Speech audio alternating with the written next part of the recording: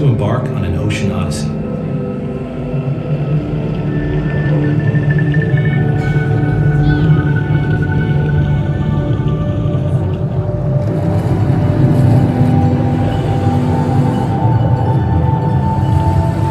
You'll be taking a journey.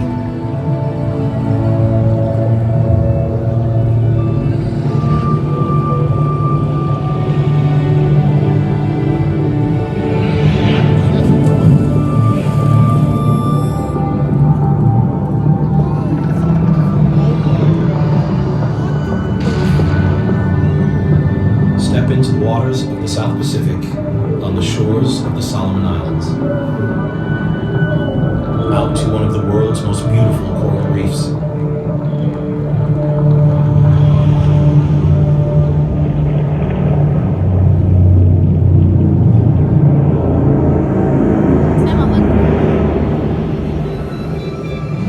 You will journey across the Pacific Ocean at night.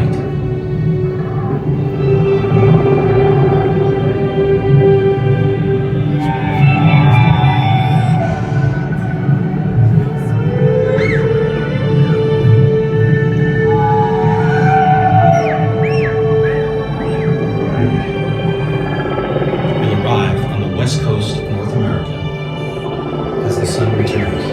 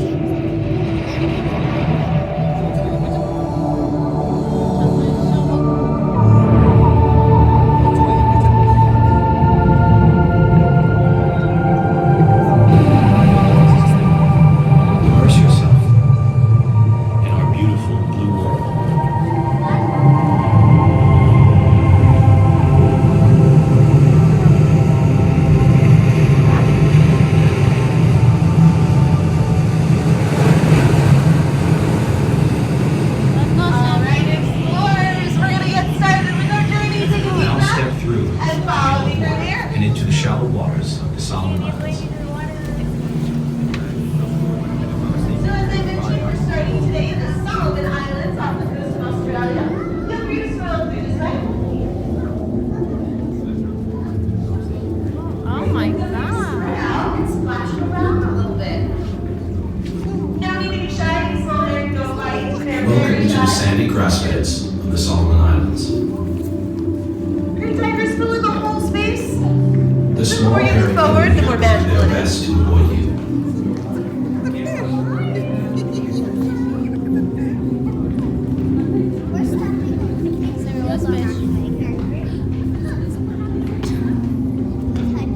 Beyond this sand flat, you'll find one of the healthiest coral reefs remaining in the world.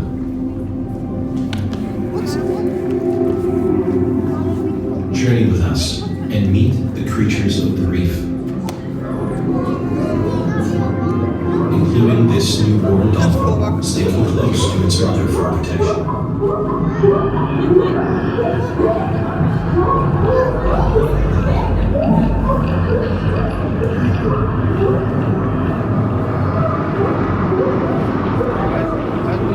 Настоящий парень? Требует pictures? Я туда не пришел.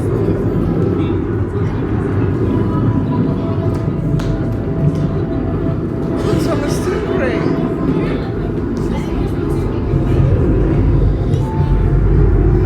Shark! Shark!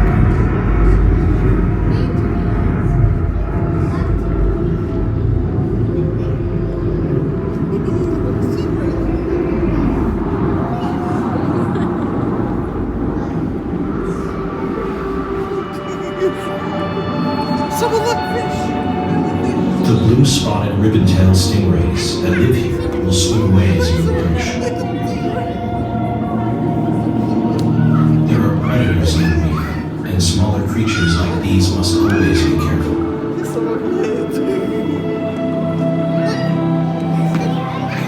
But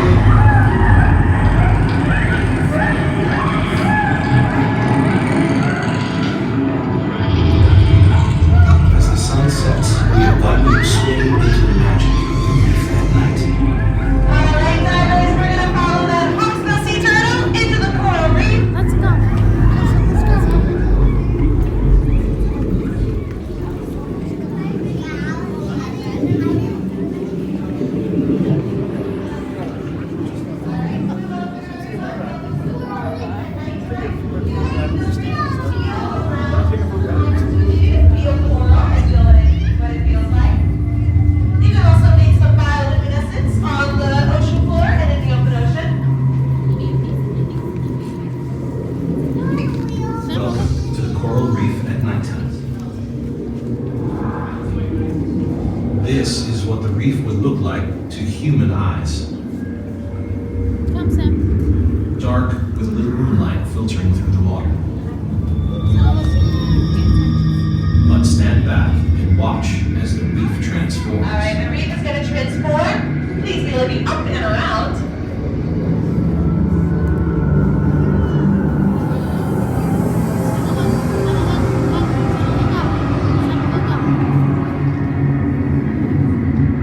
This is how many marine creatures see the reef. Through their eyes, it appears in these fluorescent colors. On the walls and floors are animals that create their own light. Your movement will trigger a light-producing chemical reaction called bioluminescence. It's okay to touch this coral, but touching real coral would kill it. All right, you guys can continue to take pictures, swim around a little bit, feel the coral, create bioluminescence. I'm going to talk about a few of the awesome things that are happening down at this coral reef at night. Now, one of the most striking things that we saw right off the bat was the coral transformed before our eyes into these bright, beautiful, vibrant colors. This is called biofluorescence. Coral makes these biofluorescent colors, which us humans cannot see. We are seeing coral through the eyes of a fish right now. Fish have special lenses in their eyes that allow them to detect these colors. Coral also has the ability to absorb light during the day and reflect it as these colors at nighttime. And again, us humans cannot detect these colors at night. We only learned about biofluorescence a couple of years ago. It is a brand new discovery that was made by a National Geographic explorer named David Gruber, who dove down with a special photographic lens that was able to capture these colors. So we're discovering new things about the ocean every day. So again, this is biofluorescence. There's also an element down here called bioluminescence, a little different. You may have noticed already as we wave our feet on the ocean floor or wave our arms in the open ocean, there are these puffs of light. These puffs of light are actually animals, little tiny phytoplankton that light up to communicate with one another. It may be because they're hungry, or it could be because they're agitated. But this is bioluminescence, the ability of an animal to make its own light to communicate.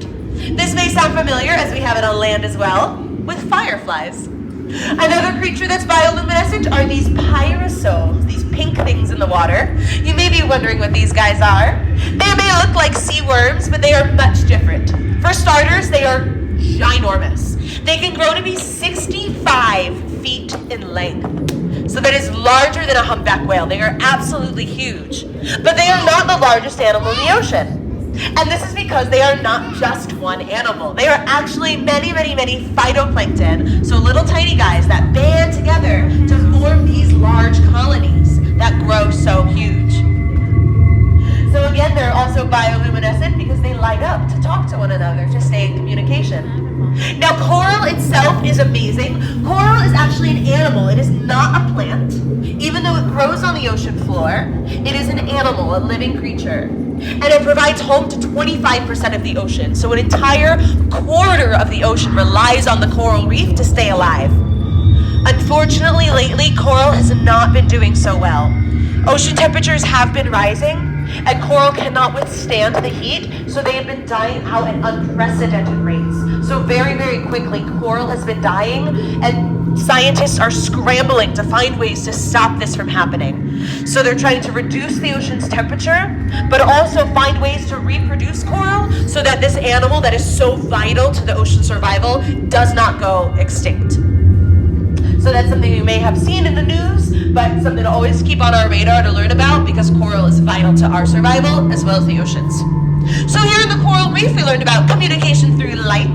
We're going to swim on in the ocean and find out how animals use sound to communicate as well. So everyone can swim on with me this way. As we pass, you can read a little bit more about bioluminescence and biofluorescence if you like. We have one of my most favorite famous fish, the anglerfish, who if anyone's seen Finding Nemo, you know is a pretty vicious creature. And she also uses bioluminescence to form a Let's go. that catches her, right? Now we can swim on this way. Also, a gentle reminder that we are going to get into some dark areas because it is nighttime, red and you have flash, just make sure it's off on your phone. So we've made our way through the Solomon Islands to Hawaii. We're smack dab in the middle of the Pacific Ocean, and we're floating right now in the marine protected area. Marine protected means there's a limitation on what humans can do. About 3% of the ocean is marine protected. And if there's limitations on what humans can do, it means there's very little pollution there, including light and sound pollution. Essentially, Десь позирок може бути здати. so scientists, while they review floating in velocity, dove down and called it what does it sound like at nighttime?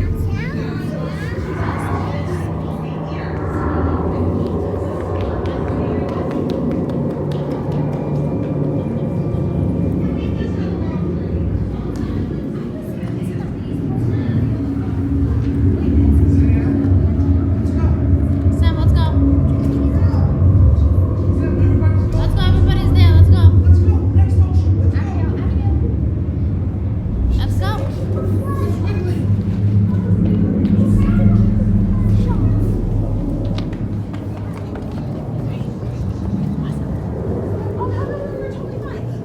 Let's go sit down.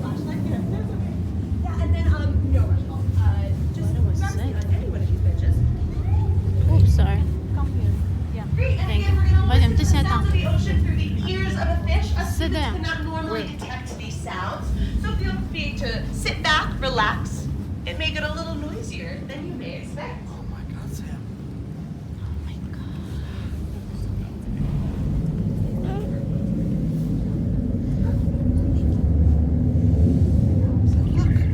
At a depth of 20 feet, moonlight will only allow a glimpse of the creatures around you.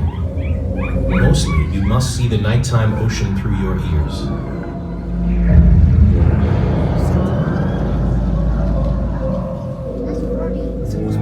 This symphony is played by the whales, dolphin, porpoise, sea lions, and even shrimp.